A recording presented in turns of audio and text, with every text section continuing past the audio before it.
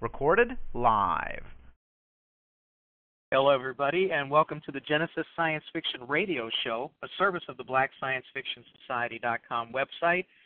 This is your January 31st. We've actually made it through the first month of 2014. And I don't know about anybody else, but already this 1 month has been better than all of 2013. This is the 2014 show, and our special guest tonight is RASHEEDAH PRIOLEAU. And she is, I would characterize you mostly as a writer. Would that be fair to say? Yes, that's very fair to say. Okay, and welcome to the show. Thank you for being here. How are you tonight? I'm good, and thank you for having me. Oh, always our pleasure. Getting creative people like you here is one of the coolest parts about doing this gig. Well, that and the magnificent amount of money that they pay me to do it. It's hard to turn down. Okay, and so where are you coming to us from tonight? Yes, right now I'm in Sumter, South Carolina. Mm-hmm. And is that where you live? Actually, this is my grandmother's house. I'm from Georgia, a small town called Washington, Georgia. Mm-hmm. And I'm here because I was transporting my mom from the airport in Atlanta to here, and then there was this big freeze, and so I've just been here. Yes, those of us who live in Chicago have been making fun of you guys not being able to deal with some snow and some cold, but then the governor down there said that them dealing with snow down there was like us dealing, trying to, how infrequent it is down there was us winning a BSC championship, basketball championship. I did do that. He was so we passed that one up. And so is that where you grew up? Did you grow up in that area? I spent my my younger years in the Washington, D.C. area, and I moved down to Georgia when I was around about 15, and so I've been in the Georgia region since then. Yeah. And then, when you're that young, were you,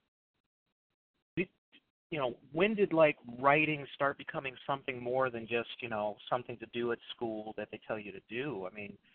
Creatively speaking, when did the urge, the talent, the whatever, the itch hit you? Oh, well, I think it probably started with, becoming more interested in reading first. Mm-hmm. I think the first book that I read that actually made an impact was B.C. Andrews' Flowers in the Attic. And, just from there, I just kept reading books and more books. And then, as a teenager, even I was writing small stories. Mm-hmm. But I did find a few years back, I found a story that I wrote maybe when I was 8 or 9, and I don't remember writing the story, but my name is on it by my real name. And I was like, wow, but I don't remember writing it. So I think it was always there, but just, the interest in reading kind of sparked my interest more in writing. Yeah, that's pretty cool because, a lot of, let's put it this way, a lot of parents don't always know about how helping their kids to like reading and getting them into reading and having books in the house makes such a big difference in their own, intellectual maturation, in how they deal with, conflict resolution, sometimes even how well they go through adolescence and things like that. And, one of the things that I found out was, obviously when you read to very young kids, they get in the habit of looking for a book. Right. So, and it's interesting because we were at the store the other day. I was at a store with my son, and I do have a one-thing rule. You can get one thing when we're at the store. And I was telling my mom I was so proud of him because he put a toy down and he picked up a book. And I was like, yay, you got it. So, yeah, it does make a huge difference. How old is he? He's 3. 3? Okay, well, that's pretty cool.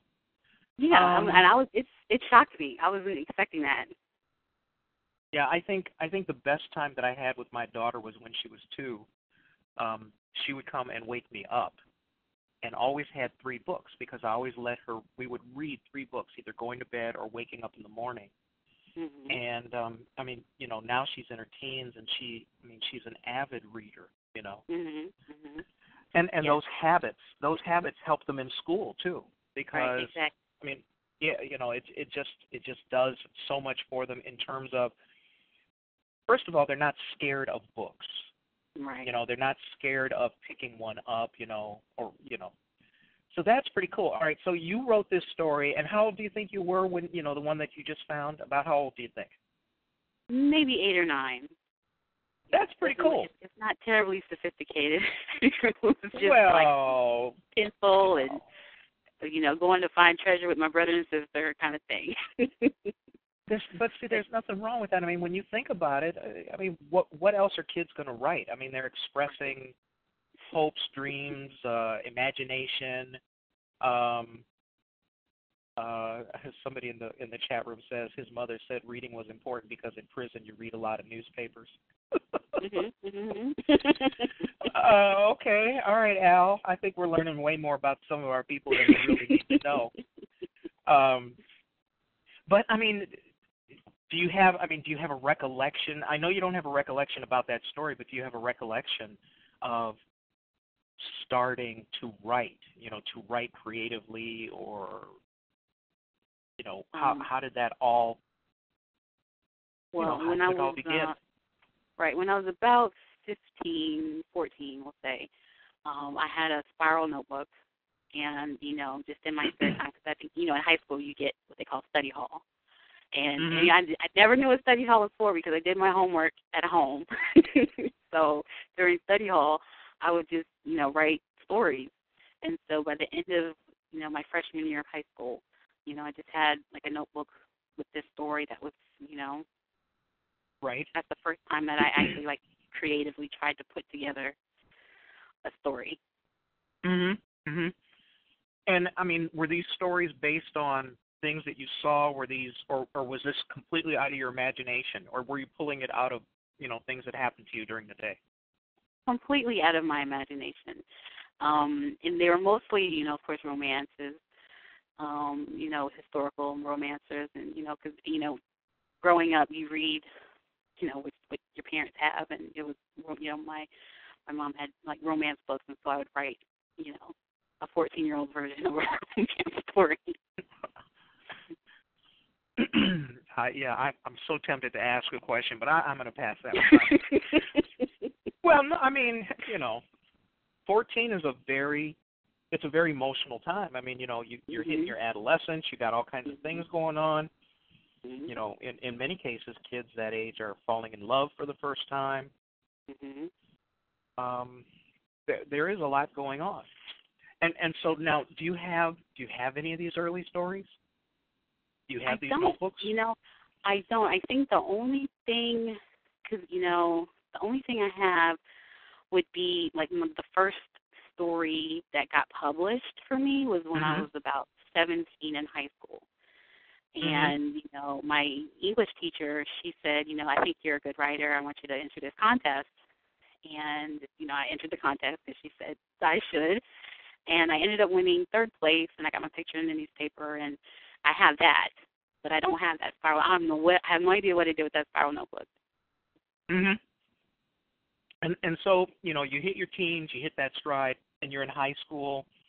Did you continue with creative writing in high school as well? Yes, throughout high school into college, I wrote, off and on, pretty much, throughout my 20s. But I don't think I took it terribly seriously until, I became a mom, and I was thinking about, what kind of legacy I wanted to leave. Kids, that's cool that you're publishing. Kids like money too, as a legacy thing that you leave behind. No, right. I read that, seriously. No, I did. Right. But okay, so you obviously have the bent. You have the creative bent as you go along. And you kept up with it for years and years and years. And so you get to the and for people who are listening to this as a podcast, if you'd like to go to RASHEEDAH's website, it's www.ras HEEDAHPRIOLEAU.com. And be warned, have your speakers turned down when you go to the website. You'll know why once you stop in. But I mean, so you think about the whole legacy thing, and then like what you write now, you know, the American Specter, it's kind of like it's supernatural, I think, is probably the best description. Would that be fair? Right. Supernatural, paranormal. Yeah, and are you drawn to that genre, you know, as a good place to kind of park your your kind of creative universes? I am. I think it's something that I've enjoyed as entertainment myself. And then, so of course writing it, I enjoy it as well. And I just hope that people enjoy reading it as much as I enjoy writing it. And I'm looking on the website here.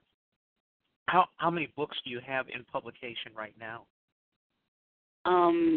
Right now, just the two. I self-published previously, but since hooking up with my publisher, I pulled down the others, and he's gonna help me revamp them and bring them out a lot more polished. Very cool. Okay, so you're going to be multi-volume by the end of the year, correct? Yes, I'm definitely hoping to have at least 2 this year, if not 3.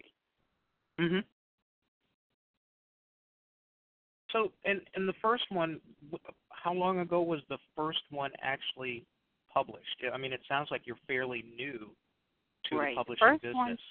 The first one I self-published in 2006. And tell us a little bit about that story. Well, yes, that one is what I call my Princess X series. Of course, I was younger, so it has more of a young adult feel to it. It's about a young lady who's born in the future, and her father is what they call sovereign, which is like kind of the governor of this city, and her entire family is betrayed, and she's kind of thrown into a world of poverty, and she's kind of trying to work her way back to where she was, but she keeps falling into deception and treachery and politics and all that throughout. And is there a speculative or supernatural element to the story? I'm glad you asked that. Yes, there is. When I first wrote the story, no, there wasn't. But now that we're revamping the story, the whole premise is the Earth has been destroyed by war, and the people that survived on a space station.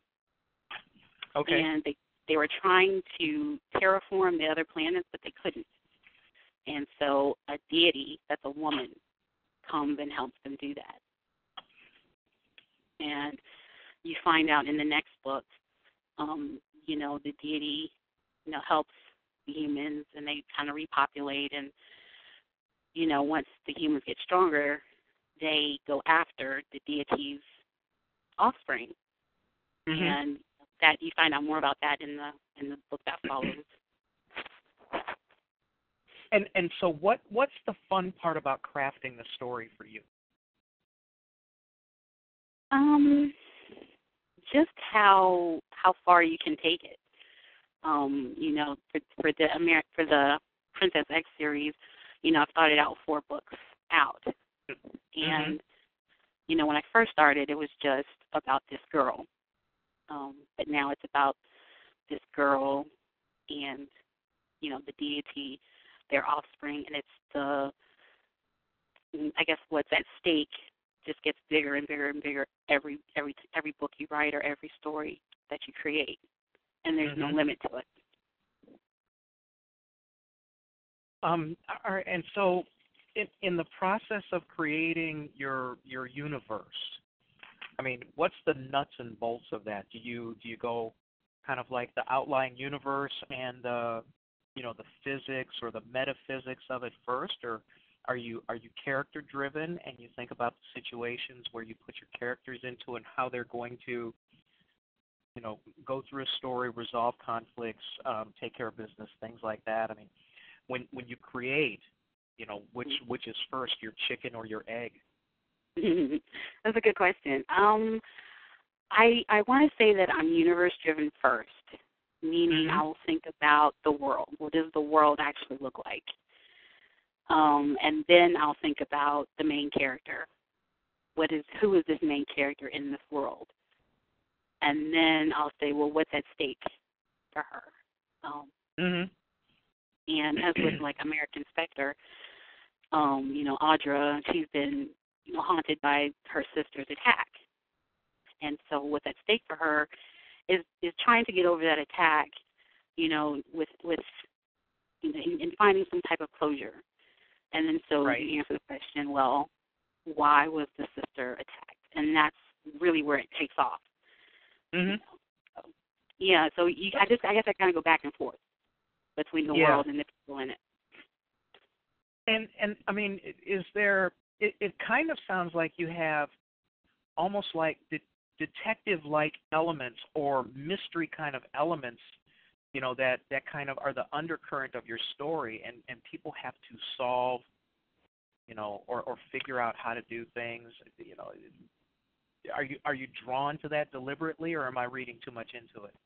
I don't think you're reading too much into it. It definitely is what I call a journey, where there are clues along the way, and you don't really know who does it. And I'm hoping you won't know who did it until the end, so that you'll just keep reading and eat it up and enjoy it, while you're reading it. Right. And then as you're writing, when you're creating your characters, are they archetypes of people we meet every day? I mean, plus the metaphysics, or are some of them, maybe supernatural in that they may have powers or abilities beyond regular men or beyond regular people? Because of course there's men and women. Right.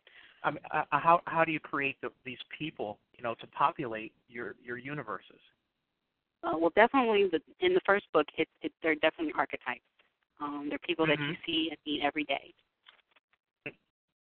The basic reason I bring her kind of down from New York to Georgia, because I think I've met just so many different types of people in Georgia and so many characters, and I think that comes across in the story where, I try to paint a visual picture of each person that she encounters, and so when you first meet them, you pretty much know, oh, that's who this person is, or I've seen this person before, or something like that. Well, I mean that's good writing too, because when you do that, if you have kind of like an archetypal character, where people go, oh, this is a man with I don't know, ego issues, or when you do that, what you do is you kind of identify these people for the reader in a way that doesn't slow them down or hold them back understanding motivations early on. So it seems like that's a good way to jumpstart a story, because you have some inherent groundwork already laid. Correct, and I agree. Yeah, that's exactly right. Okay, so but now that you're doing the whole revamp and you're adding kind of like this whole other dimension to your earlier works, how are you formulating those people? I mean, how are you deciding? Do you have a dartboard of powers or a dartboard of metaphysics, and you go, I wonder what Burl is going to have, and then you throw it up there, or well, you understand what I'm saying, right? Because when you already have a set story, and then you add a huge, dimension like that in there, I can't imagine that that's very easy. Well, what I did, I'll tell you, I created another story.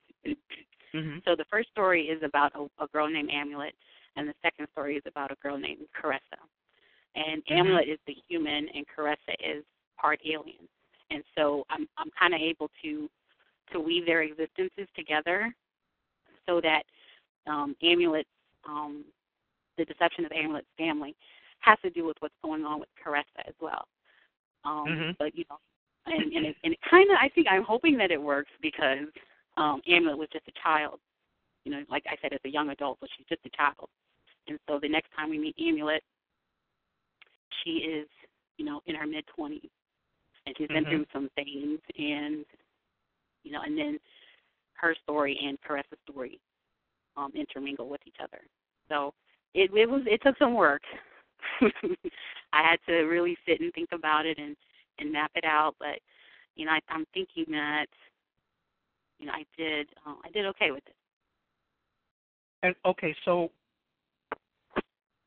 I mean that's obviously a rework. Now, when you in this newer series, or at least this newer book, where you have the one that's coming out, I guess next week, right?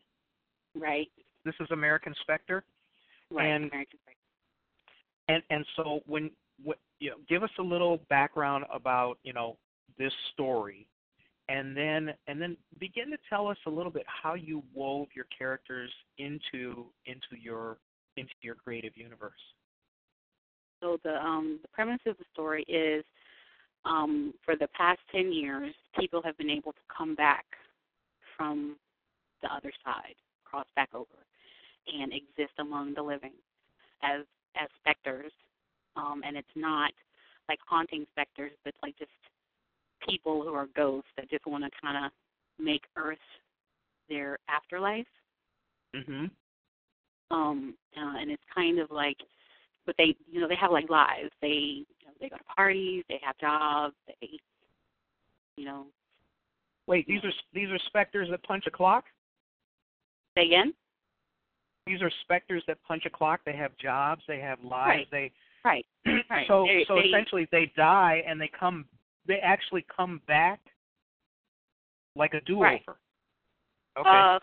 Yeah, like an eternal do-over, where so for example, if someone that was close to you passed away, they could come back and you could try to resume your relationship with that person.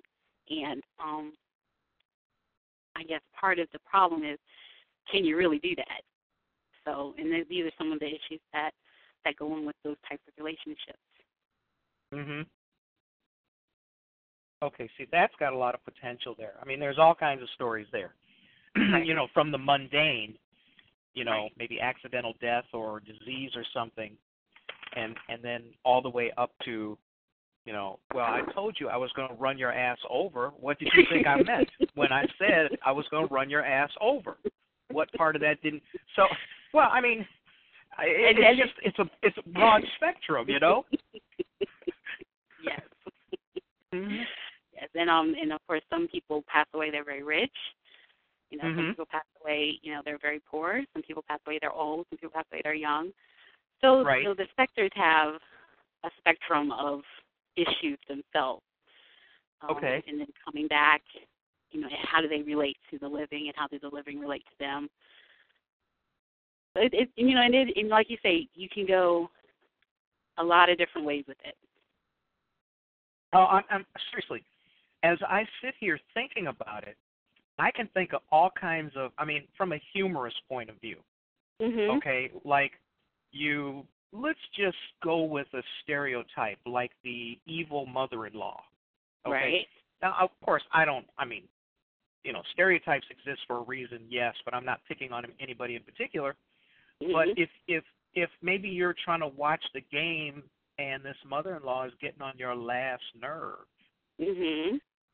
and you maybe put her in the front-loading washing machine and put it on heavy-duty cycle because you've had enough. Mm-hmm. Think of just the moral implications. Knowing that she will probably be coming back. Right there is a societal game changer. All joking aside, because if there's a recycling of souls, this would make a great TV show. Oops, I'm sorry. I think Did so I say too. that out loud? I think so too. Yes, I agree. Because when you think of, the possibilities are endless. I think what you did was you put together a great premise. It sounds great. I can think of all kinds of funny things that I would like to do. I got a list right here over on this Post-it pad of people who I could turn into specters. But then the other thing is okay, now that a person is a specter, then I would imagine they are free from harm. And that's a good question. There is technology that the FBI has fostered to control specters. When the story starts out, Audra actually investigates specter crimes, and so she has some of these tools to help control, the specter population. So, are they free from harm? In so many words, yes and no. They can't do whatever they want without consequences, and of course, you can keep pushing that technology to the limit to see how far it can go. Yeah, I mean, you don't want anybody indestructible in a story, because in some ways what it does is it reduces the efficacy of the story you're trying to tell. Right. Because now you have somebody who is invulnerable from the normal everyday things that people go through. Right. But still, I'm telling you, man, think of the people that you could bump off, and then think of the people who are going to be around forever after you do it. So it's a double-edged sword. You're not really getting away with anything, because you could be trying to sleep and somebody keeps tapping you on your shoulder, waking you up in the middle of the night, talking about, I told you shouldn't have messed with me. Right. And then you have to go to the FBI, get the machine, or Ghostbusters, and get the harness that they have, those things. So anyway, how do you where I'm a little curious, because you're drawn to the supernatural. What kind of pushed you in that direction? I mean, what is it about it that makes it such a great, fertile, creative playground for you? Well, again, the anything is possible, and I do come from a very religious upbringing. Although my parents don't think so, but I've read all of the Bible, and I've read a little bit about all religions throughout college, and is there a heaven? Is there nirvana? Are we simply recycled? So there are all these questions that there are a lot of theories to, but we don't have any answers to. And this is just kind of my reimagining something different. And you mentioned you had a fairly religious upbringing. Is that correct? Right. And is there a reaction from your family about what you write about? Surprisingly, no. And I think I had a very religious upbringing, but my parents were like, no, you didn't. No, you didn't. Okay. Because they're like, well, we just went to church. But I guess they didn't really see that I was, really absorbing a lot of that, and I guess I took it, really, really seriously for a very, very long time. And you should. I think there is a God, and you should take religion seriously. But now that I'm a little bit older, I'm like, okay, dial it down a notch. Well, you get perspective, because you realize that religion is based upon faith, and people believe different things because of their interpretation of either parable that they're told, stories that they're told, or whatever. My standard line is, we've had essentially about 6,000 years now of insults and fighting and killing over who has the best imaginary friend. Right. We have no way. There's no empirical proof right now. Right. And I'm going to hell because I'm an ordained minister, but yet I have doubts because there is no empirical proof, because it is all taken on faith. Right. So but to take that otherly dimension, which is the anathema of religion, and to turn it into a creative universe, I think is pretty bold. But on the other hand, stop and think about the angles you can work in the stories vis-a-vis religion because of the premise of your speculative universe. It really does seem like very, very fertile ground that you can explore over and over and over again, and just apply a little twist here and a little twist there, and still get some good story detail out of it. So my hat's off to you for putting that together. Thank you. Have you thought of writing in other genres yet, or is this one that really kind of is captivating your imagination? Well, this one and horror. American Horror Story just ended, and I'm looking towards writing what I call a Gullah horror story, which is, if you don't know what Gullah is, it's the descendants of, slaves along the South Carolina seacoast who live on what we call the Gullah Islands. And so I'm actually outlining a story called The Everlasting, which kind of is a horror story that involves the Gullah and our history of slavery. And I mean, so when you go that route, then there's a certain amount of historical research that you have to do in order to kind of make it genuine. Do you enjoy the research part of it, putting it all together? I do, but like my roots family is from South Carolina, so it's actually as part of my family history as well.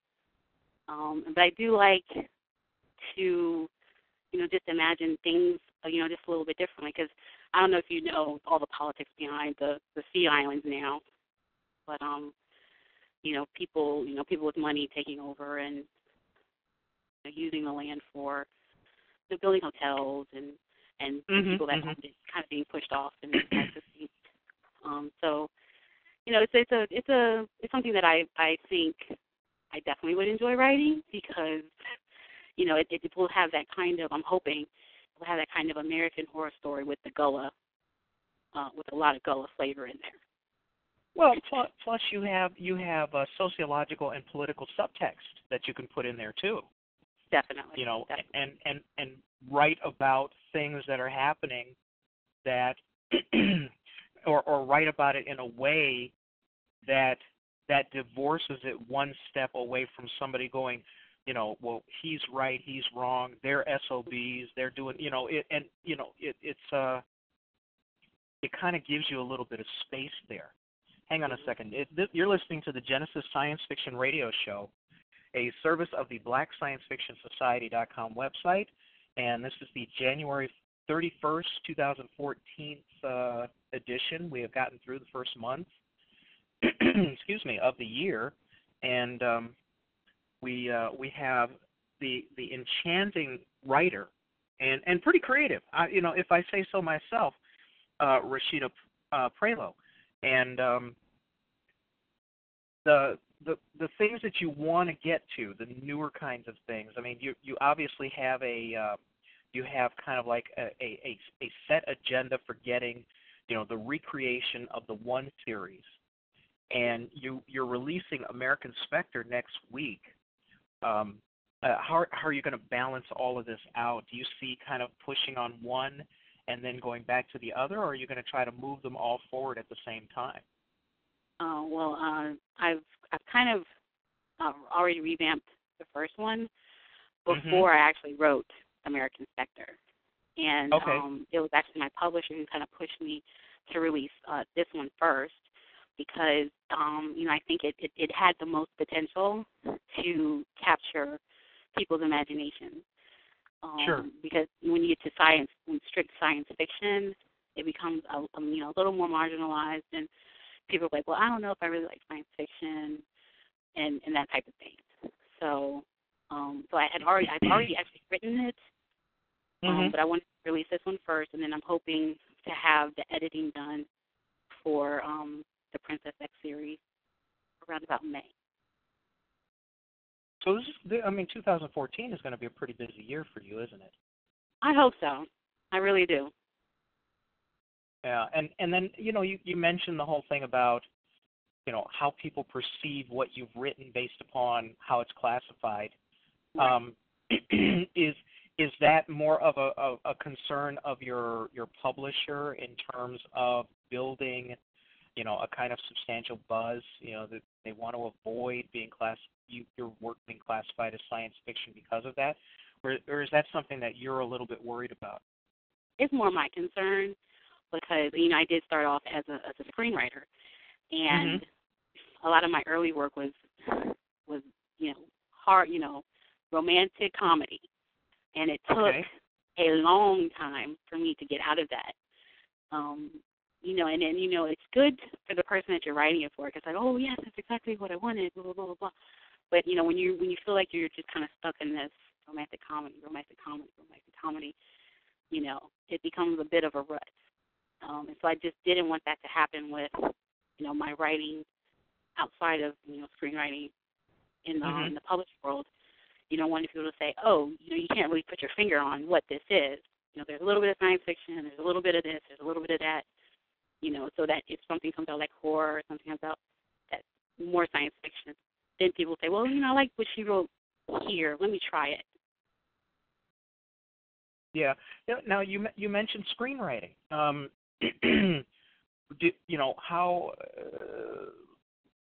How deep into that were you? And were you writing on spec? Were you doing were you writing scripts and selling them, or give us a little background on that part of your career. Right.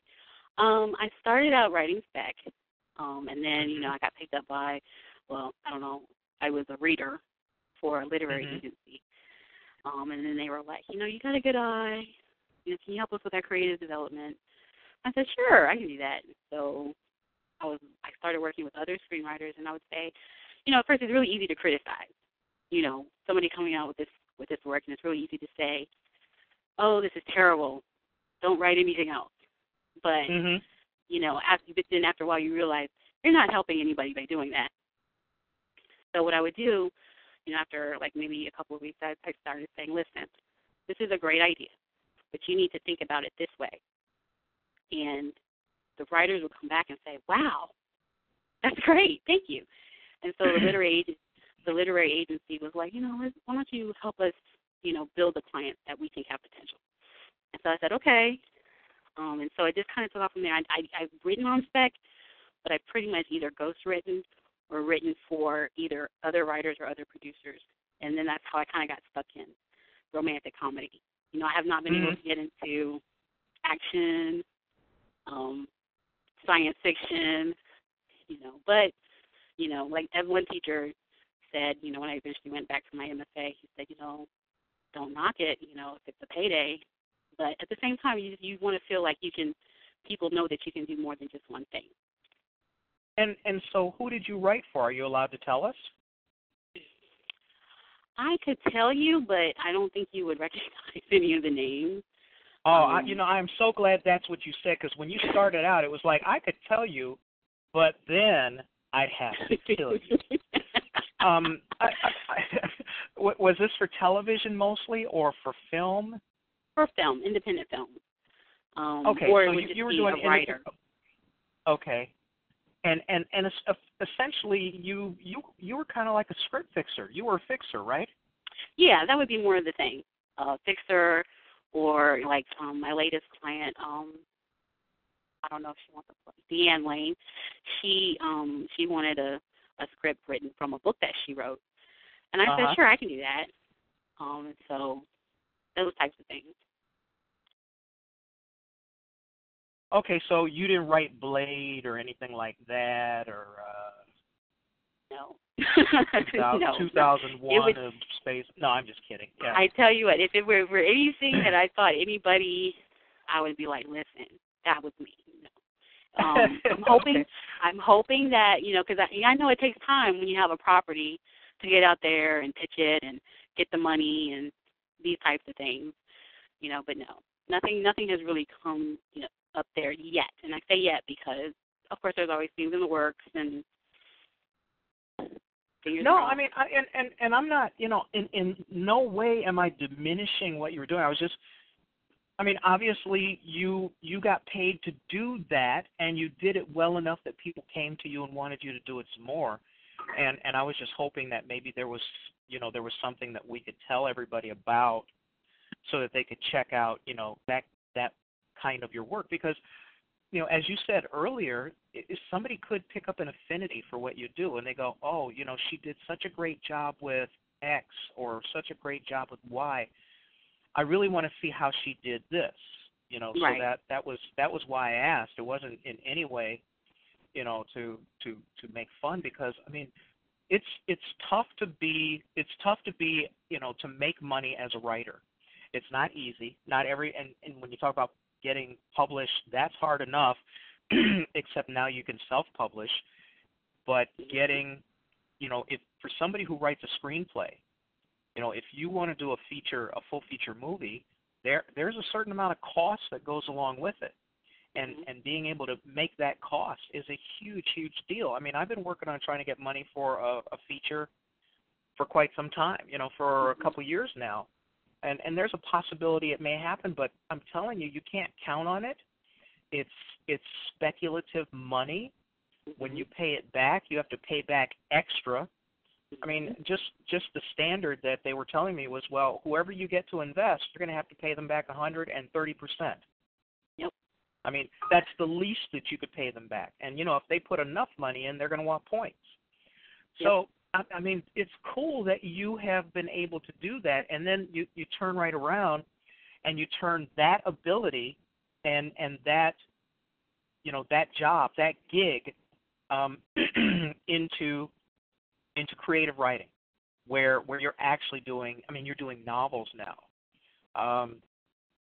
So, I mean, that's a very broad basis for writing talent, and should not be diminished in any way possible, because that's pretty cool. Now, when you released your first, when you had the first novel out, before the revamp, I mean, you did have it out so people could read it before the revamp, correct? Right. Correct. I did. Yeah. What kind of response did you get? Let's see. It was mainly friends and family, so it was very positive. They're like, "Oh, great! Good job! These types Man, of I things." wish I would have had a family like yours. Well, let me Go tell you ahead. something. I Okay. have enjoyed the hard criticism more than it's great, because where do you go from it's great? I finally, had someone sit down and say, "Listen, this is what you need to do." And I think that's probably what I took with my literary agency, screen fixing. That's what I appreciated. I appreciated somebody saying, "Okay, this is a good concept, but you need to rethink a few things." And then from there, I really was able to go forward. Yeah, to drill down to something that was, I mean, you saw that as a definite improvement, right? Right, definitely. Yeah. And I think, my mom, I ask her to read my stuff all the time, and I think she thinks that if she criticizes me, I'm going to fall apart. But I'm like, no. There's something you said 10 years ago about my story that Right. I still remember today. And I said, I'm glad you said that because I took that out because it didn't make any sense. Well, and the other part, I wrote my first book. I wrote and it went on sale like in December of that year, and my friend said, "Oh, this is great. Oh, this is nobody's ever done this before." And they went on and on. Mm-hmm. And I the thing that I know is your friends, your family, people who care about you have an emotional buy-in with Right. you, for you, about you, and as much as they might see something critical, nobody wants to hurt a friend, and Right. certainly nobody wants to hurt a family member. So it is tough, Mm-hmm. and when you start getting accolades outside the family, Right. those tend to stick more. Those tend to there's a little bit more believable factor to those than I'm sure if my grandmother were around, she would think that what I do is just wonderful. Mm-hmm.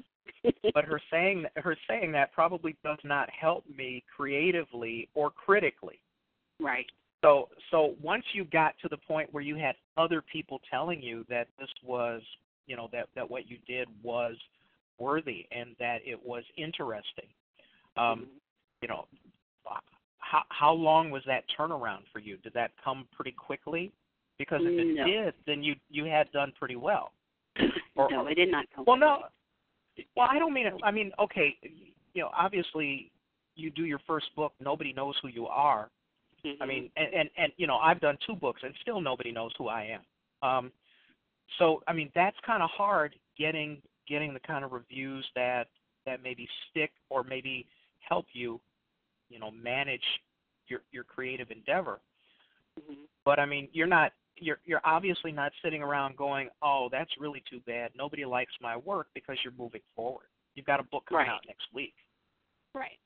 And like I said, I prefer the hard criticism. I prefer someone to say, oh, this doesn't make any sense, or I don't get that, and I had to tell that specifically to even my sister, who she finally did it. She finally said, okay, and then honestly, I wasn't expecting her to be as critical, but I was like, thank you for saying that, because when you're writing, you're kind of writing in a bubble, in a vacuum, and it makes absolutely perfect sense to you. Yeah. But you got to make it make sense to someone else. The one thing that I hate to hear from a friend is, when they read through a book and they finish the book, they go, wait, you didn't publish this already, did you? So that's the one that... Whoa, William. Is this out? Right. Are people buying this? Yeah, you don't want it to get to that point. Right. So, well, okay. So, you're early in your career. You obviously you've got a great creative premise, which can give you a very, very long story arc. And like I said, it would be so cool if somebody like, even what is that, the Sci-Fi Channel would pick up something creative like this. Do we really need a Sharknado 2? I don't think so. No.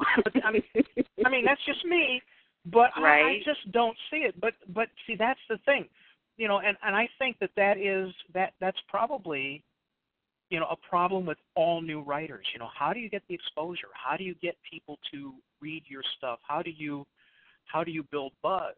And everybody says, oh, well, you've got to go to all these conventions, and you have to get on Facebook. And I go, all my friends on Facebook already know about my writing. Right. So, I mean, what do you do, or what is your publisher doing to kind of move your marketing mojo forward?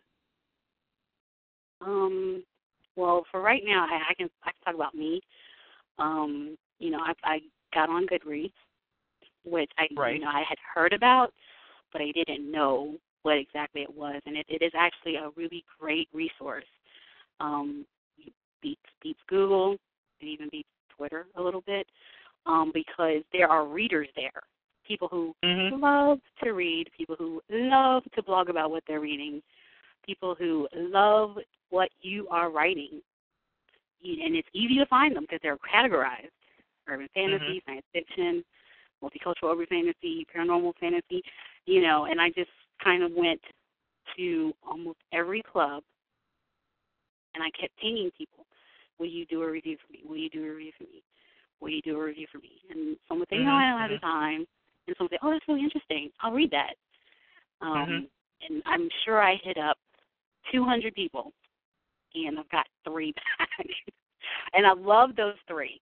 I just say thank you so much to those 3, because I think from each one, maybe 2 people said they wanted to read my book. And that's really how it starts. So Goodreads. And, of course, I do Facebook and, Black Science Fiction Society and Twitter. But Goodreads is where the readers are.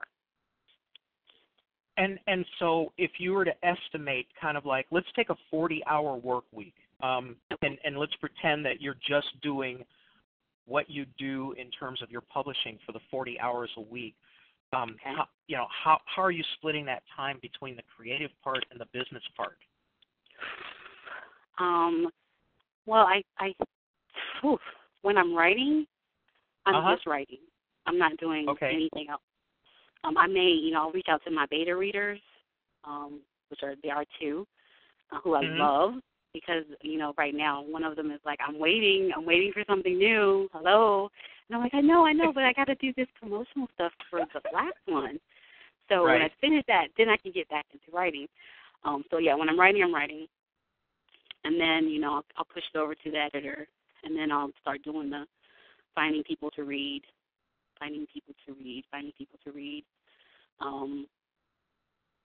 And, that may be, I'm not even going to say it's 40 hours a week, maybe 2 hours every day. Just trying to find people to read it and tell me what they think. Read this and tell me what you think. And again, the hard criticism. Don't be nice. Tell me what you really feel. And then from there, do a little rewrite, give it back to the editor, give it to other people to read. What do you think? And again, don't be nice. Just tell me really what you feel. You're not going to break me. Because I told one friend, I'd rather hear it from you than read it in a newspaper. So, please. Or have your friend go, wait, you didn't publish this. I got a story, a heartbreaking story. One day I might be able to tell that story without crying, but yeah. Oh. Well, I'm a very sensitive man. Okay, so you figure you're not the kind of person who's at the point where you're like multitasking the whole publishing empire part of your life yet. No. And do you think that your writing benefits from, the amount of concentration that you're putting in at that time? Is that working for you? And the other thing that I want to know is, how did you achieve the kind of your writing system?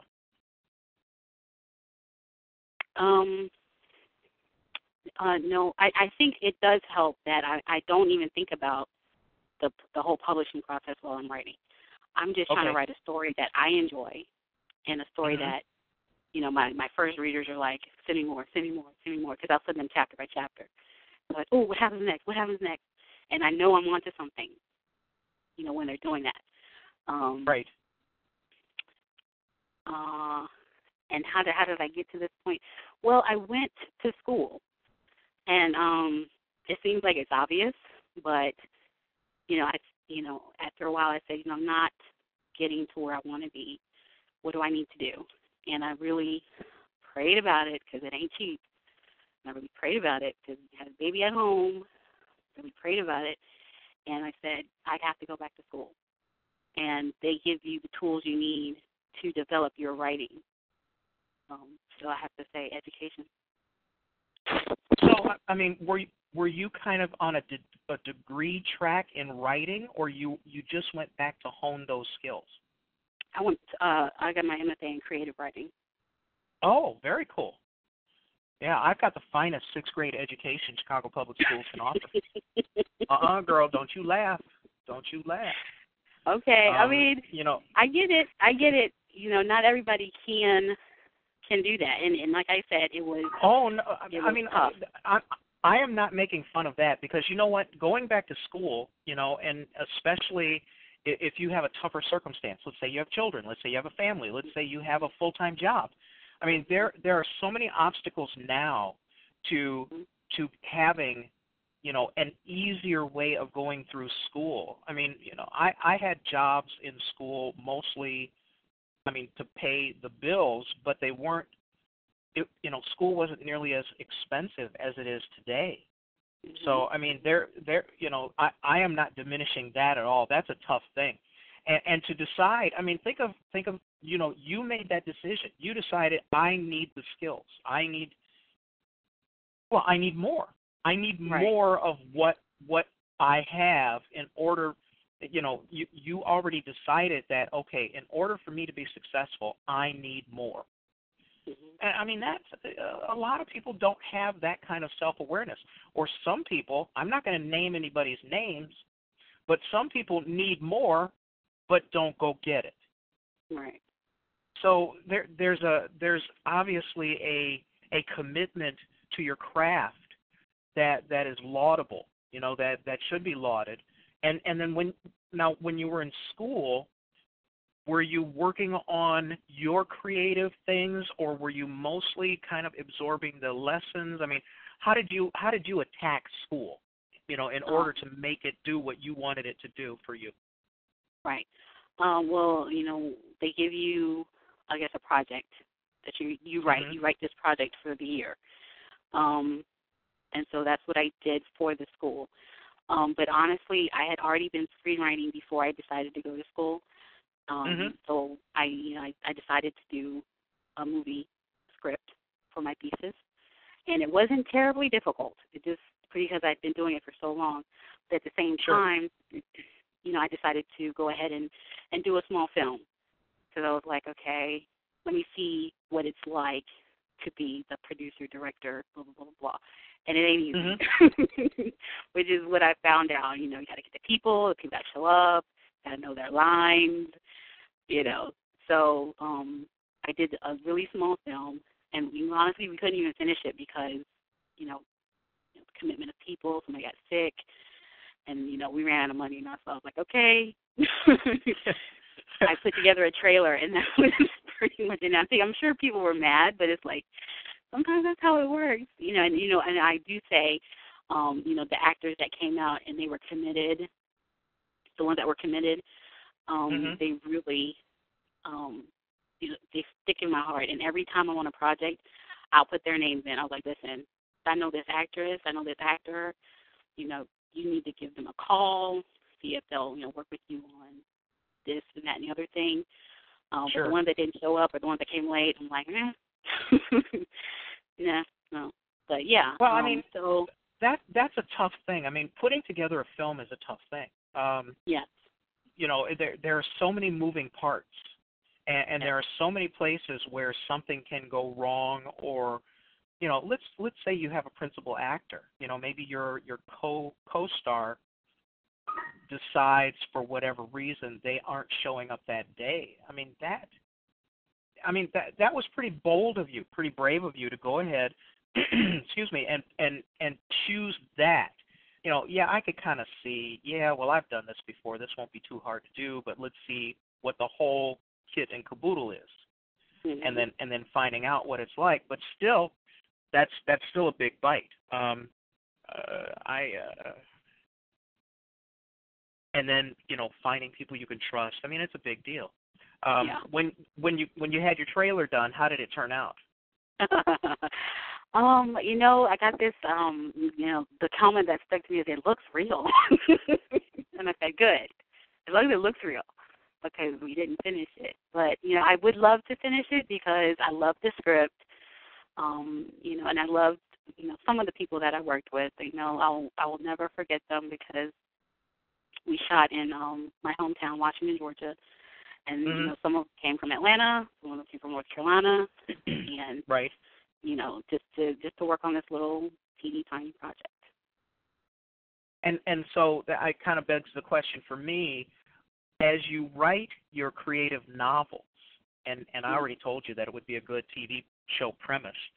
Do you see kind of like your, is your writing, like for me, my novel style is very visual because I damn sure want people to option my work and do either a movie or miniseries or whatever out of it because I like money. Frankly, the more money I can get, I think the better off the quality of my life will be. But I deliberately write because I think that if I write it in such a way, it lends itself to someone, wanting to go create, maybe create a television show or a movie out of it. When you write, your novels, is that kind of lingering in the background, or now are you just kind of committed to, kind of the literary portion of the creative universe building, and the supernatural? Well, I definitely hope that my storytelling is extremely visual. And one comment I did get back was that it is authentic, and you can see the people. Yeah. And I said that's great. That's really, really great. But like you say, there are a lot of great writers, and there are a lot of great properties, And if somebody comes and want to option the story, I would absolutely love it. But I really, right now, for the books, I just want readers to enjoy it. Just pick up the story, read it, enjoy it, and follow the next story and follow the next story. And I say that mainly because I know, when it does get optioned, my part is done. Yeah, it is. Once you sell an option, it's funny. We had a networking group that met at like one of the worst restaurants here in Chicago, and it's not far from my house. I'm serious. It was because, and the thing is, this networking group, if you went to a networking meeting, there was a requirement. There was like a minimum that you had to spend at the restaurant. And I thought getting a piece of pie, lemon meringue pie, would be fairly harmless. And the next day I found out that was not to be. But they were there, and Tim Kazurinsky, I think that's how you say his name. He was on Saturday Night Live. Okay. He was the guest speaker, and there were all these kind of TV and movie wannabes, and a guy actually asked this. He says, when you sell an option, when you sell your script or your novel or whatever, and it gets optioned, can you put a clause in there that you can be on the set when they're filming, and if they want, and if you don't like what they're doing, you could make them change it? And to what you said, once you sell your option, you're done. They can do with it what you will, and then you can cuss them out in public, right? Which has happened with some very, very visible fights in Hollywood. The first couple of scripts for Blade Runner really upset, I can't remember the writer, but upset him so much, and then finally someone went to his house with the last script, the one that they did with Harrison Ford, and he said it was like someone had been inside his head. Right. So you get lucky like that. Right. So anyway, you're about the business of creating a very visual and realistic creative universe with characters who we will recognize. It's like, oh man, that's just like Marty, or that's just like my mom did that to me, or whatever. You're at that level of realism in order to drive the imagination and move the story forward. Where do you get the inspiration for your somebody said, oh yeah, Mary Poppins. Yeah, I just read a story about that. Somebody in the chat room mentioned the whole Mary Poppins thing. How do you put these characters together? Are they composed of parts of people that you already know, or is your imagination untamed enough that you can go and you can make characters out of whole cloth? Well, a lot of them are exaggerations of people I know, or have met. When you meet the mayor of the town, he's definitely an exaggeration. When people say things that rub you the wrong way, and you joke about it, you exaggerate what actually happened. And I know I do this all the time. And so that's and I put them in there. The other characters are really to get the main character what they need to solve the case, or to be kind of like a roadblock in the way. And their personality, some of them don't, it doesn't come out right away, but their personalities show which one they are. Are they there to help her, or are they there to hinder her? And if so, why? What is their motivation? So that's really, how I kind of come up with them. How does she get from, the crime scene to, the first person to interrogate? And that whole, how do you break, you've got that, you break that down so that it's logical and it's real enough that, like you said, people say, oh, this is just like reality. Hang on a second. You're listening to the Genesis Science Fiction Radio Show, a service of the Black Science Fiction Society.com website. This is the January 31st, 2000. Special guest tonight, author, RASHEEDAH PRIOLEAU. And she, for those of you who are looking for her website,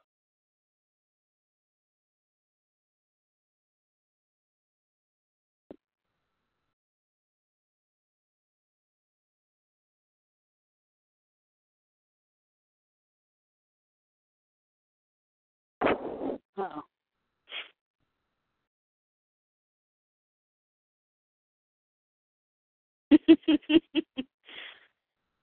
Uh-oh.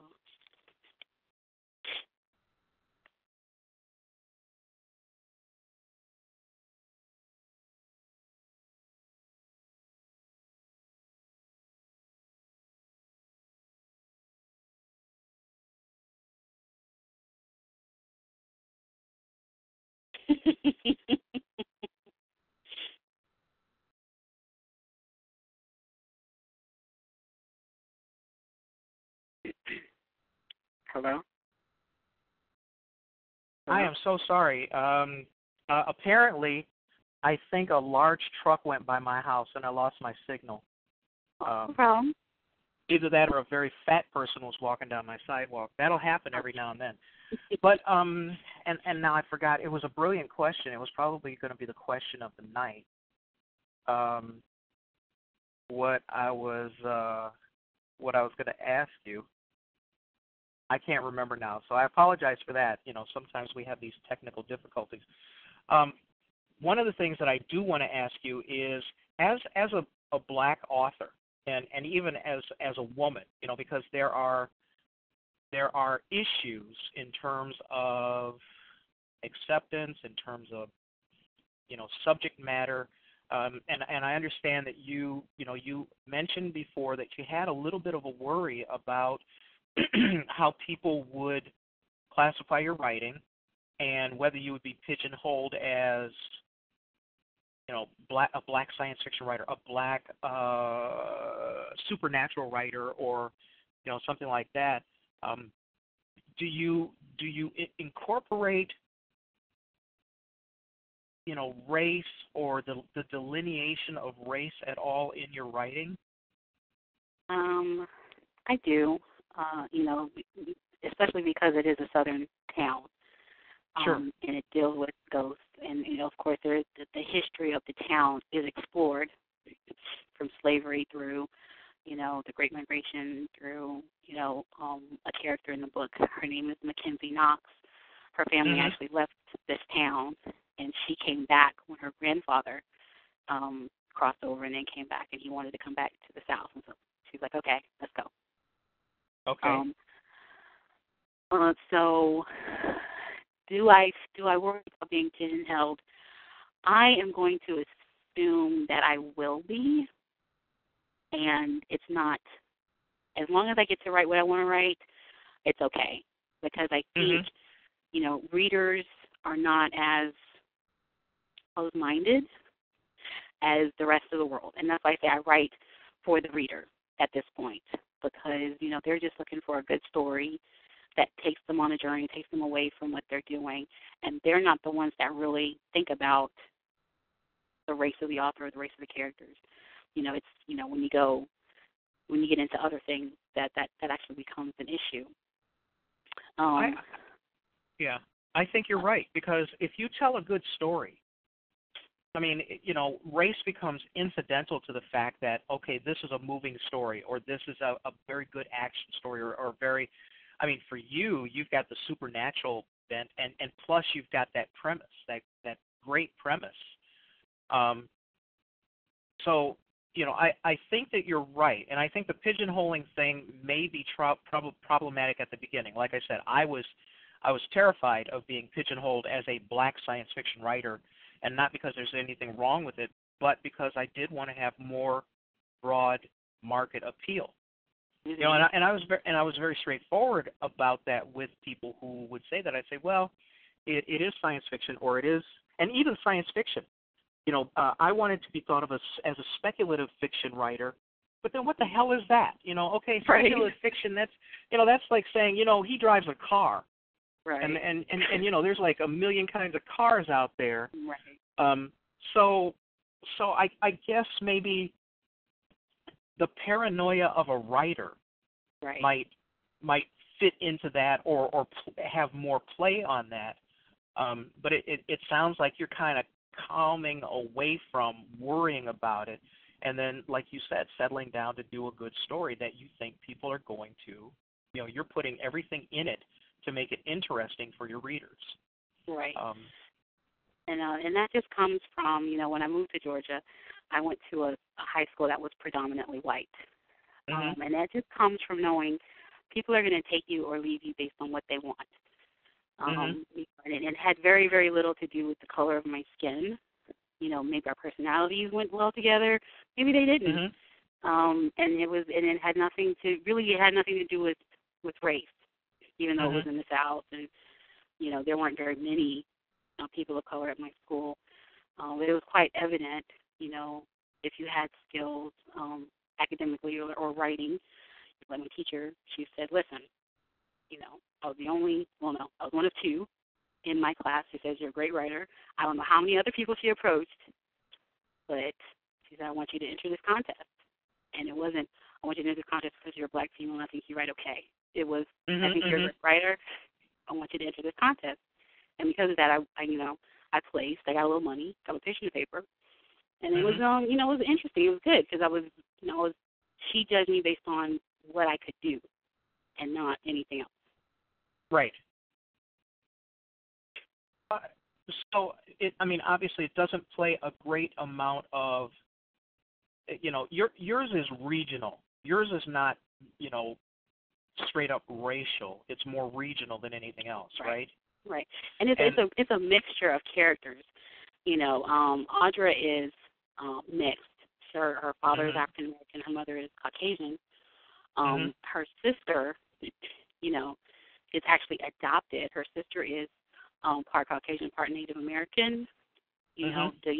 Her boss is of Latin descent. She meets all kind of characters in this one little small town. And you wouldn't think so, but if you go to my small town, there are all kinds of people.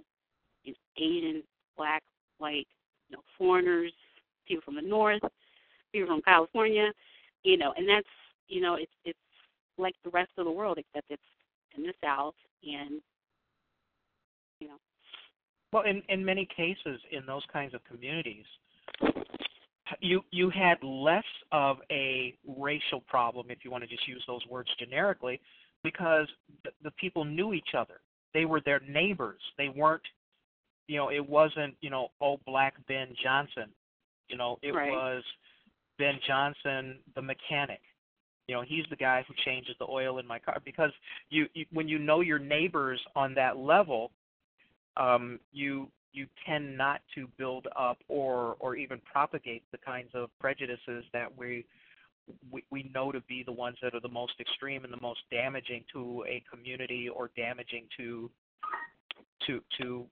people getting along. I'm sorry, go ahead. I will say, on a person-to-person level, that is 100% true.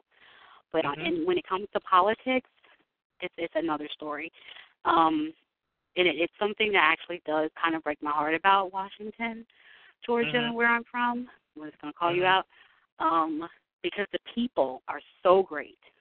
And, I feel like every time I needed to go somewhere, home was Washington, Georgia. My neighbors are black, my neighbors are white.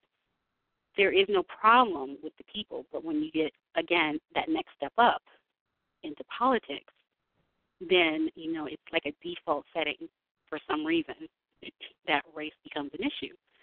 And it's something, I don't know if it'll end before my son is old enough to understand or not. I hope it does. But, again, it is something that it worries me because you can talk to people on the street. Everybody's friendly. There's nothing.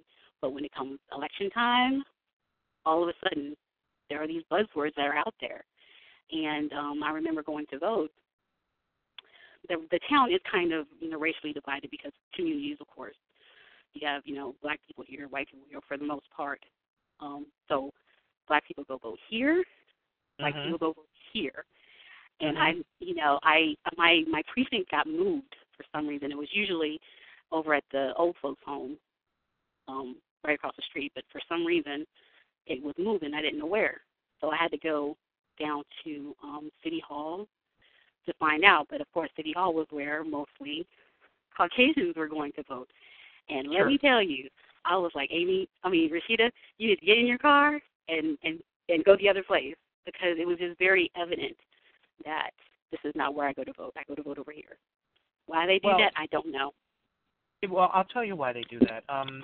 Two things. First of all, I went and saw Samuel Delaney at the University of Chicago today and got to talk to him. I talked to him for about a good 10 minutes, and I even gave him my book. He was interested. He thought the premise was great. Fine. I don't know what it's going to do. But one of the things that he said in the talk that he gave, and it was a good hour or so, he said something that I've heard variations of, but it still made me laugh. He says, he said he loves humanity. He said it's just the people he can't stand. Right. And that is just so true. And I'll be honest with you. I know exactly why you got the reaction you got. I know exactly why people behave the way they behave. And sometimes I feel like I'm flogging a dead horse, on this show because, maybe I should back off a little bit. But you know what? The election of Barack Obama as president really, really upset a lot of people. Okay? Yeah. It upset a lot of people because what it did was, 2 times in a row, a half-black man was the best man in the country to be president over some white guys. Okay? And that's very upsetting to the set that still is upset that the South lost. And it's very upset because they, these same small-minded bigots realize that in the 2040s they're going to become the minority in this country. And what everybody does is they fear that they will be treated the same way they treat other people. They know what they do. They know how it's done. They know what's going on, and they go, oh, damn, that's about to come crashing down on us. So there is a whole institution of people out there who are, I think, whose vested interest is in keeping things stirred up as much as possible for as long as possible to help retain, white privilege. And that's tough.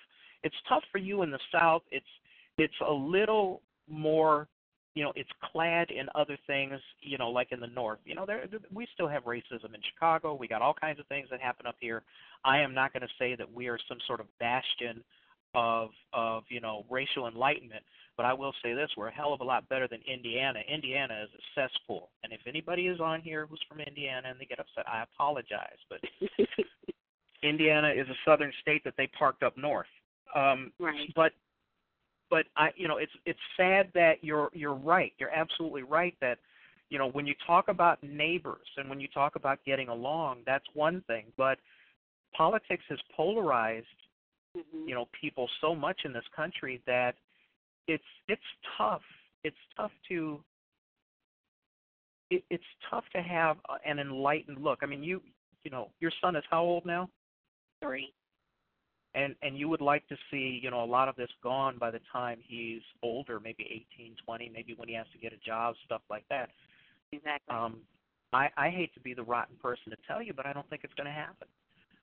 But then what that means for you is you just have to teach him good values and what's the important thing in life, which is not, what your color is. You have Dr. King talking about the content of somebody's character rather than the color of their skin. Unfortunately, we're probably not going to reach that for quite some time. But the best thing that we can do is help our kids understand it so that they don't get crushed, emotionally, or so that they understand okay, you're going out for a job interview. There's 250 people going. 64 of them are not white. The chances are pretty good. If it's a good job, you may not get it, son. And that's a tough thing to have to tell your child because it's heartbreaking. Right. And I think that part of what we do as writers is hopefully, in some subliminal way, or maybe even in overt ways, is to try to fight against those notions that dehumanize us. Right. And also provide really great literature. And I mean, they called it escapist literature for a reason. If you can sit down with a book and you're transported someplace else, I mean, look at what books do to a kid's imagination. I mean, that's the value of what we do as content creators. and so, you have to fight. I think you have to fight this battle on a lot of different levels. Mm-hmm. Which again goes right back to if you write good stories, people are going to read them.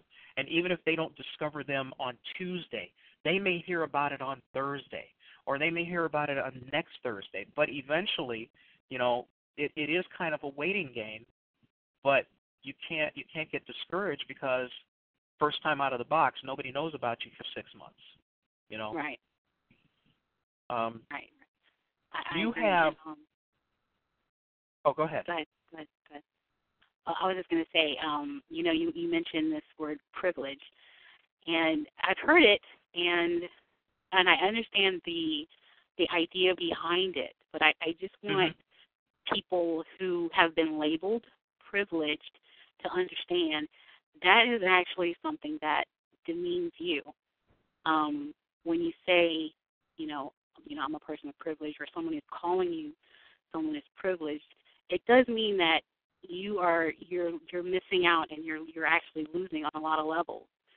And so I really, I would like to, like you say, put in the creative effort to help fight racism, but also this idea of privilege, because even in this country, if you are classified as middle class, I'm sorry to tell you, you're not privileged at all. You are allowed to work for a living, and you pay your taxes, and at the end of the day, you don't really make, as much as the people who are in power and telling you that you're privileged. Mm-hmm. So I just wanted to put that out there that, I do hear this term quite often, but I don't believe it.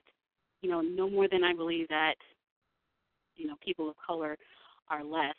I don't believe that people who are Caucasian are privileged. You have you mean.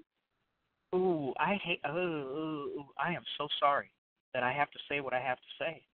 Go ahead. But Wesley Snipes went to jail for what? Tax evasion, right? Right.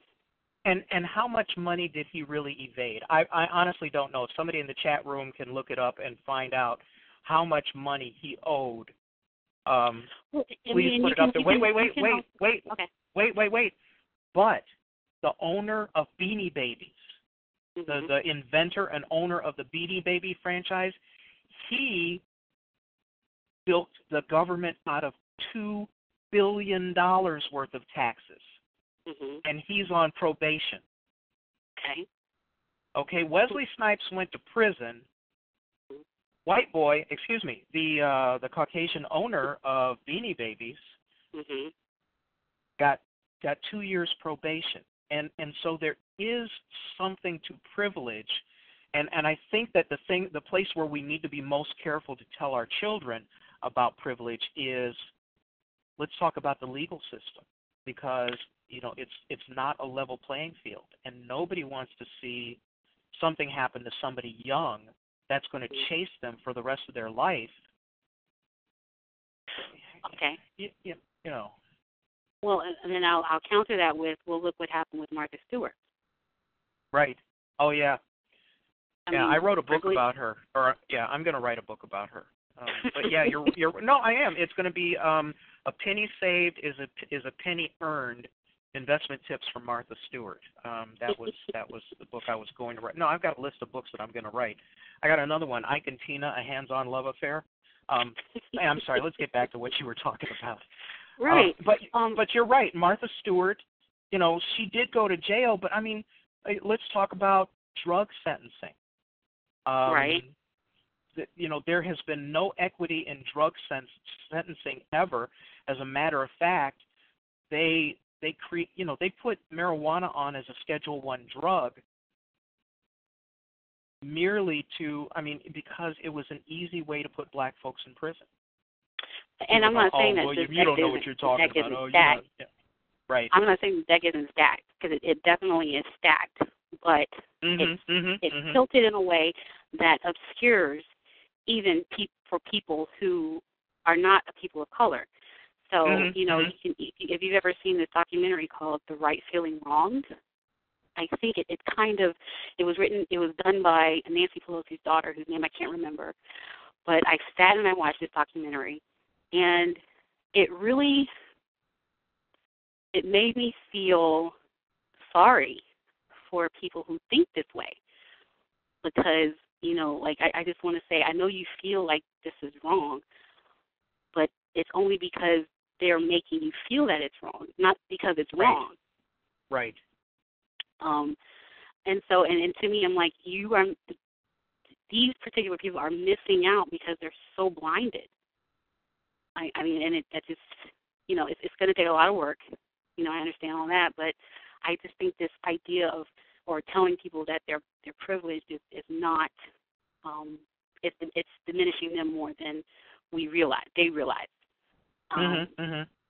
And I really want to, end racism, but then just tell people, if you work for a living, you are in it just like the rest of us. You're no different from the rest of us. That is true. But that's a good jumping off point. Plus, I mean, you're obviously well aware of that, and it's something that you think about.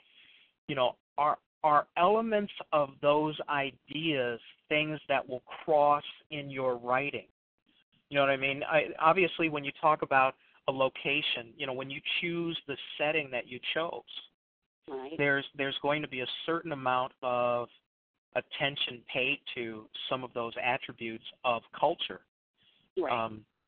Do you see those as being kind of important for the authenticity of your writing? I do. And in this particular town of Specter, race is definitely an issue, and it's the Native American history, it's the African American history, and it is the Caucasian history that is actually played out in this small little town. But I think I probably use the relationship between the living and the specters to kind of pinpoint more of the issues that we actually deal with. Do we see specters as people, or do we see specters as ghosts? Yeah, I do have a question. I don't want you to give away anything about the story if you think it would, but you mentioned earlier that the specters like to hold jobs and stuff, which means that they must have a physical component that projects into our world, right? Because you can't pump gas if you can't pick up the pump. Right. Right. So there are different levels of. Go ahead. There are different levels of manifestation. Okay. Newer specters are different from older specters in this way. How much of the physical world they can control pretty much depends on how long they've been here. Right. Yes. Now, what about specters who don't want a job? I mean, is there specter welfare? Well, no. I know that was so wrong. But and the thing is, they don't need anything on Earth to exist, really. But it kind of goes back to this idea of, what do we do if we go to heaven? Do we really sit on a cloud all day and eat and play music? Yeah. And to me, that is probably one of the most boring kinds of heavens there could be. So I think, especially if it's banjo music, yeah. Right. And I think it's the idea of wherever you're existing, you want to feel like, you have a life. Well, the whole second chance thing, I mean, there's a huge, deep religious aspect to that. Right. Okay, especially since the Pope got rid of limbo. When they got rid of, I'm just telling you, when they got rid of limbo, I was really upset because I thought that was the place to go. Right. It was quiet, it was great, nobody was bothering you, you're just kind of floating around. But I mean, when you talk about the kinds of the mythology of religion, and I don't mean mythology like it doesn't exist, I mean the mythology of the gestalt of religion. When you talk about the mythology of religion, there's all kinds of ideas about, paying your debt, or or all of the catchphrases that we heard in church, all along. And so to bring that mythology forward, the whole idea is pretty cool. Honest to God, I can't wait to read this because I want to see how you pull this off.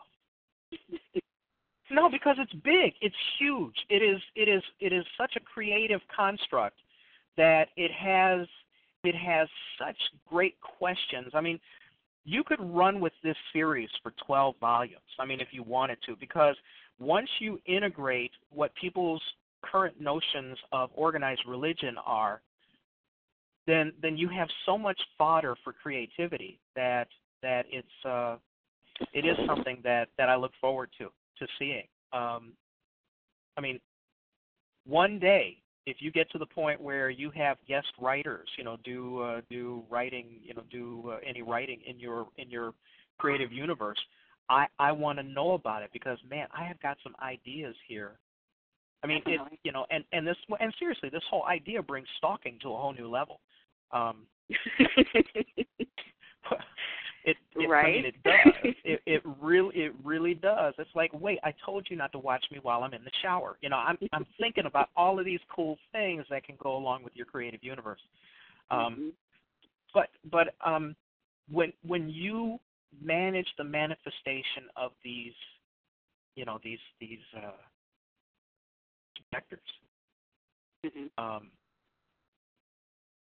they still have kind of a consistent physics. They have a consistent, there's a consistency to their creative, their awareness and their abilities that don't make them indestructible and don't make them, like you said, they've got the FBI machine that can go and tune them up a little bit. So it's not like they're indestructible, and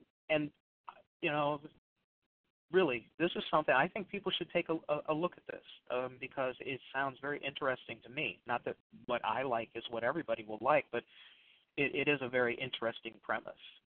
Hang on a second. You're listening to the Genesis Science Fiction Radio Show, a service of the BlackScienceFictionSociety.com website, the best damn website of Black-oriented science fiction, fantasy, horror, art, music, writing, everything. Tell your friends about it. Get everybody on there. We want to have 10,000 people on there by the end of the year.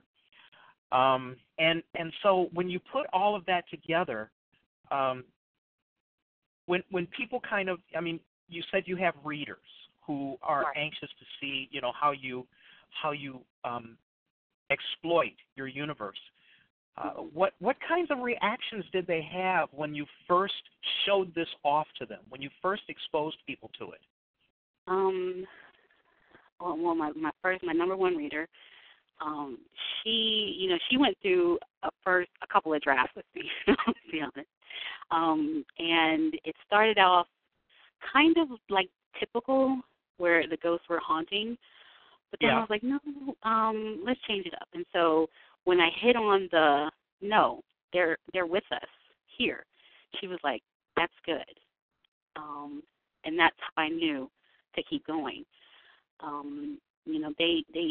She, I love her because, I don't know if I could have read draft after draft what she did and hung in there.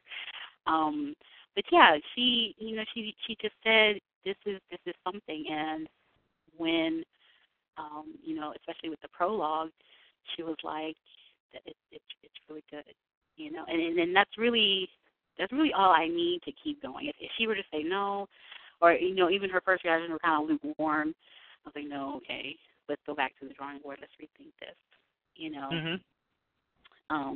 And then, I wrote, the prologue that kind of hit it on the head, and then the first chapter. And she was like, more. And, so she said, she would read, whenever I would send it to her, she would read on her computer, she would read on her tablet, she would read on her phone. If she was in the car, she's like, I gotta read it. And so that's when, I kind of knew, this is good. This is something that, she's a very smart lady. She has, degree, and she's a married mom. So it's somebody whose opinion I really, appreciate. She's not family. She does have a military background, and like she said, she's a person who says the truth. She says the obvious truth, whether it hurts or not. But she's like, this is good. And so that's when I knew it was something to keep going with. So, I mean, there was an actual evolution of how, the physics, let's call it the physics of your universe. I mean, at first, okay, yeah, they haunt, blah, blah, blah, but now you got Goober, after that terrible accident he had, when he burnt down his house making meth, he's still pumping gas, essentially. I mean, you have these people, well, make up whatever story you want to make up, but it's there's a richness to this, and there is a twist to this that I think is very, very creative. And I'm the first one to tell somebody, that if I think that their idea is good, and I think this idea is brilliant, and I invite people to check out your work. You've got the one out. You've got American Specter is coming out February 4th. Now, is that going to be in print and electronic, or how are you putting that out? Yes, it'll be both electronic and in print. Mm-hmm. And are BlackScienceFiction.com members going to get discounts? I can certainly make that happen. I'm just checking because, they don't let me price my stuff because I would, right. I'd lose money. The printer would be calling me up, Mr. Hayashi, you owe us a little bit of money this month because you gave away 10,000 books. Right. So we definitely want to get people to read it. We want it reviewed. Somebody said Society, BlackScienceFictionSociety.com. Excuse me. So this is something that I think is going to probably, as long as you stick with it, it's got a great premise. So this is good. Let's talk a little bit about the whole dream side of being a creative. Let's say this does catch on and it does well. Where do you think you see yourself? Let's talk 5 years down the road. You've got a successful series, of this level of creativity. Is this something that you're going to stick with, and build out your story arc? And then here's the big question. What if somebody comes along and says, Rasheedah, we would like to give you $10 million to take the franchise off your hands? How proprietary are you about your creativity in that respect when somebody wants to wave some money in front of you to give up your creativity? And you knowing full well that you could go and make something new, anytime you wanted to. How do you feel about that? I don't know that that's enough, to be honest. It would have to be a much bigger number. But okay. I don't think that I would ever, just sell it outright like that. Right. Because I might want to write something else, and I might want to, So I don't think that I would ever, I'd probably, take Charlene Harris's road, where I guess she's allowed her property to be used, in a certain way, and of course, HBO went their way with it, and then she went her way with it in the writing part. So if I could do something like that, that'd be fine. But just to sell it outright, no, I don't think I could do that. And then. The second part of that is if if this is successful, or let's assume it will be, where do you think you'll be taking this 5 years down the road? Well, I certainly will still be writing, and that's really honestly the only thing I ever really wanted to do. And it was so interesting because when I first started out in my career, they were like, well, if you could do anything you wanted to do, the question. What would you be doing? I was like, I'd just be at a desk writing something, And so it's interesting being in this position and doing what I want to do, and then dreaming about having buckets of money and still doing the same thing. I would stay, right where I live. I'd fix up my house, get a new car, hire a maid, and that's about it. I have, Yeah. I've been able to do, my parents were great, and then I've been able to do everything I wanted to do. I have no regrets. I have no, no longing other than maybe to see my work, on the big screen or on the little screen. But yeah, buckets and buckets of money, I would be right where I am, just writing, because it's something I think that in a way feeds my spirit, and if other people can enjoy it, of course, that's a cherry on top.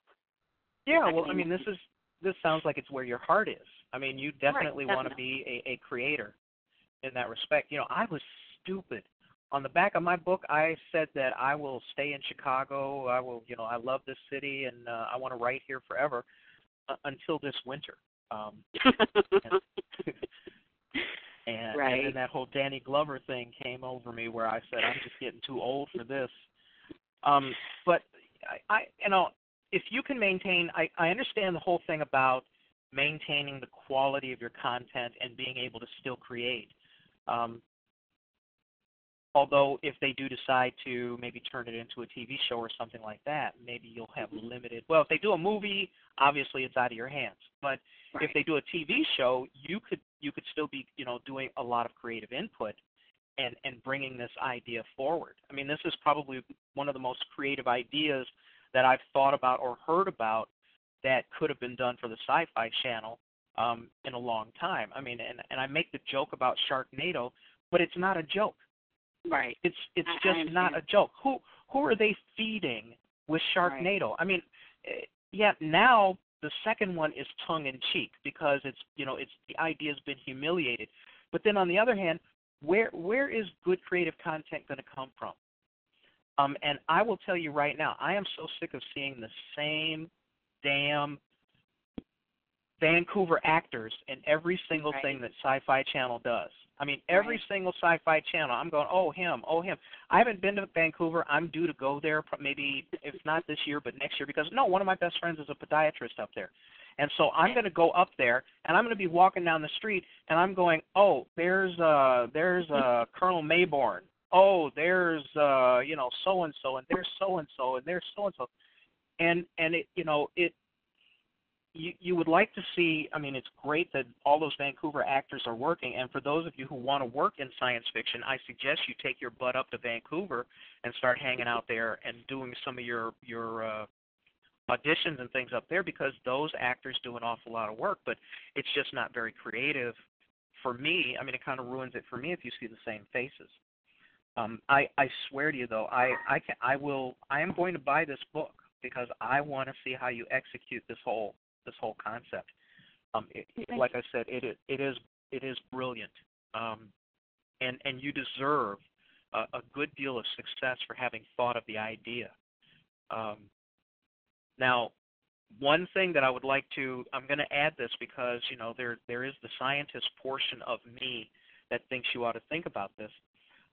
One thing is, eventually, there's going to be a population problem. Right. Because if these folks don't come back, if these folks keep coming back, it's going to get very crowded because, I don't imagine any of these specters end up inside little kids that when they get born, brand new babies. Mm-hmm. Or did I just give away a secret? I'm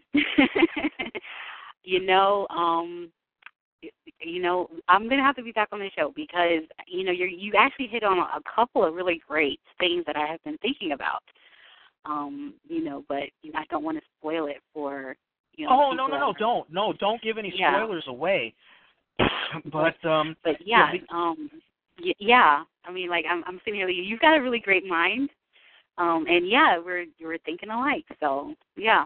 Well, thank you. It's there are a lot of things that become problematic with the relationship between humans and specters.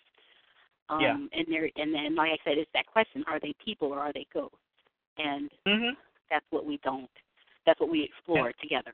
And what's the long-term implication for a society that has to deal with that kind of population? Right. and I will say not everybody can come back. There are rules that you do learn in the book, but once you know the rules, okay. So there's there are a lot of things to it, and there are a lot of things that could happen. Well, no, yeah, and it sounds like you thought it through very, very well. And as for, my having a good mind, I do a lot of shopping at JCPenney because I do want to look smarter than ever. But this is pretty cool, and we will have you on later because as you develop your creative universe and it fills out, there will be as many questions that are answered as will be asked about how things work. Have you ever collaborated with somebody on a writing project? And is that something where you think there may be a future in that for you? Well, definitely. I've collaborated so far on screenplays, but yeah, I am all for collaboration because I'm thinking things my way, and like you say, people will throw things at me, and I'm like, well, wow, that's an interesting thought, I would, so I'm all for collaboration, definitely. And what about seeing? I mean, we talked about a TV show. What about seeing maybe your work, in other mediums like comic or graphic comic or something like that? Because they're straight up novels, right? Right, they're novels. I could see that. If somebody wanted to take that on, I'm not an artist in that way, but yeah, definitely I could see it. Mhm. Yeah, okay, and I want my 15% for making the suggestion and giving you the idea because there's value in that. Now, is there anything that, about your creative universe, about your writing, about how you go about doing what you do, that you would like to discuss with everybody, that you would like to mention that I may have overlooked or that we haven't covered yet? Oh. I'm just saying, yeah. I can't think of anything offhand. It was, it was just something that I really enjoyed, and I want, any writer out there to know, the money, it will come, but enjoy it, and I think if you really enjoy it, then the readers will as well. And that's a good question. How much, when people read these books, you know how they say that in every book all the characters are the writer? Uh-huh. Because obviously we draw from the familiar and we draw from things that we know. And of course, the things that we know most of are our own motivations, our own personalities. How do you create distinguishable characters who are not? How do you go about kind of making them different? You mentioned a little bit about pulling things off the shelf and then yet also pulling characteristics from people around you. But how do you what's your key for three-dimensionality of a character? And there are many things that I'll do for that. Of course, every character really does spin off of what the main character needs, or what will block the main character. But I always say, what don't I expect right now?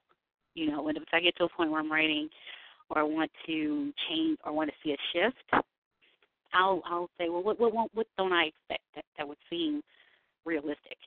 And so a character will pop up usually, and then it's like, well, why did this character come here? And what is their motivation? And I'll just pinpoint to the people that are trying to block what Audra is going to find out. Their motivation is, things have been this way for this long, and I want you to feel that we don't want you here. And for a reader, that's surprising because you want the character to find out what's going to happen. And so this character comes along and says, no, you go away, or you're not wanted here, or they're extremely dismissive, and the main character hasn't really done anything wrong, or Audra needs a friend, and so this character comes along who is something that Audra isn't. It's hard to talk about it without saying too terribly much, but sure. Okay, so Audra is these things, but this character has to be something that complements her, and it's realistic, and it gives her the tools that she needs to move forward. So you're actually really doing base level character construction. You're right. You've got a need, and then you create the character to fulfill the need, but then the character has to be more than just an off the shelf character. It has to have depth. Right. So that it carries through thematically what's going on, plus it doesn't force people to suspend disbelief. Because exactly. It's like, oh, she just stuck him in there. Right. Excuse me. And I will say, sometimes it may, I'm not going to say it never feels that way, but, if I need to get Audra from point A to point B, the best vehicle is another person. And right. This other person has to be something we don't expect. Mm-hmm. And but it has to fit. You have to explain how does this person get here at this time to talk to her, to tell her what she needs to tell her. And I try to make sure that I smooth out that coincidence right there. Coincidentally, she bumps into da da da da. But, I try to smooth it out and make it make sense. Well, it does all sound very intriguing. And the cool part is that people who latch on to you, now or this year, they're latching on almost at ground zero. Right. And so they're going to get to watch the universe as it grows and watch the people as they develop, your characters as they develop. And that's a good place to be because your buy-in as a reader is much higher at that point. So, the readers that you capture now with a brilliant premise like you have are ones that will probably tend to stay around. So, I hope so. Yeah, I think it will be because, like I said, there's nothing about it that doesn't sound pretty cool. Thank you. And do you have, I don't know what kind of family you have around you, but do you have good support, for your creativity that kind of helps, maybe push you along on a day when you don't exactly feel like this is the best thing for me to be doing right this minute or whatever? What kind of support system do you have around you? Oh, yeah, my entire family. I have to say I wouldn't be able to do this without them. Mm-hmm. My parents, my siblings, it's, like you say, people are coming in at the ground zero of the story, but the ground zero of the work that I put into it, I definitely have to thank my parents, my brothers, my sisters, my aunts, my uncles, my grandparents, for just, they don't know what you're going to be, but they tell right. you can be anything you want to right. be. And to have that faith that this thing right here that I wanted to be this writer, going back to school, it was something that I believed I could do because they believed I could do it. And, I owed it to myself, but I owed it to them as well to at least try. And, they were there, through the crying, through, I say there was crying? Really? There was crying? Yes. Of course there's crying. There's no crying in writing, in novel writing, or whatever that was in that Tom Hanks movie. I wish there weren't, but there were tears. Like I say, you write pretty much in a vacuum. Yeah. And then you show people what you've done. and the person you, of course, show are your family. And, right. you know, they are, you know, for the most part, they were, yeah, that's good. And then, you know, you extend it outside, and then you get the, well, no, you might want to think about this right here. Well, I know that one, yeah. But then you keep going, and like my first paying client, you know, his words were, you know, you took this story, you didn't change it really, but you made it work. And I said, yeah.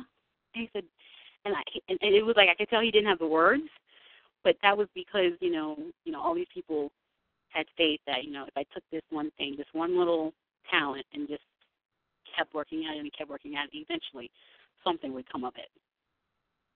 Well, that kind of begs the question, what's going to happen when all of these get famous and then your town people go, hey, that looks like me, and I don't like what you did with me? Well, let me see. I will put up security. Okay, all right, I think, you know, I think the town, you know, once it's known that this is an emulation of the town, they'll either love it or they'll hate it, and I'm okay with that. All right, and you know, you've got these two things. You've got a publisher that kind of wants to push you out there to do a little bit of publicity and probably expose you as a writer. Are you going to be doing, you know, book signings, conventions? I mean, do you have a marketing program yet?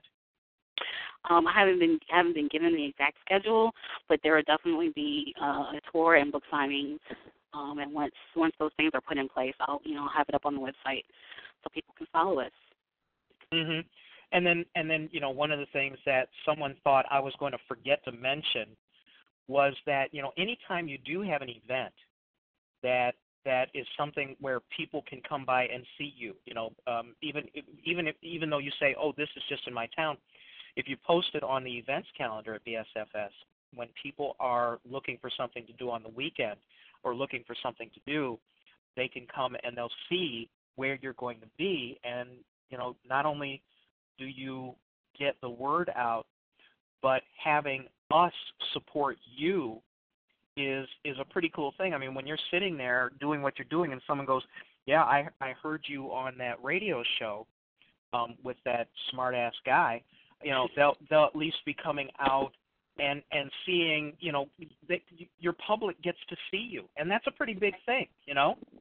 Right, and I definitely will. I'll post up on BlackScienceFictionSociety.com, you know, anything I'm doing.